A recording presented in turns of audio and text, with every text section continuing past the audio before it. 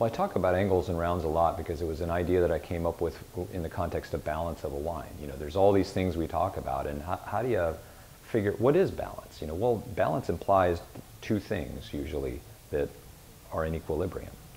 And the way it seems to me that you have angles in wines and round things in wine. The angles are your acidity and tannins.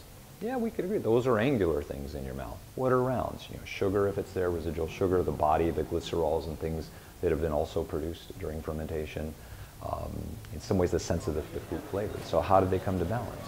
Some varieties, in the case, well, between white and red wines, white wines tend to have very little tannin, but they tend to have more acidity when they taste right.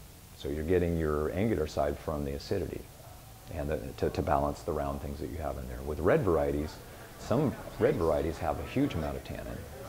So you would have something that within the angles and rounds is balanced more toward the tannin, and you want less acidity in that wine. Cabernet, Merlot, they're perfect examples of that. Whereas by contrast, in the red world, you have Pinot Noir, which tends to have less tannin. You then would want more acidity in that to get the total amount of angles to balance the rounds that you have there.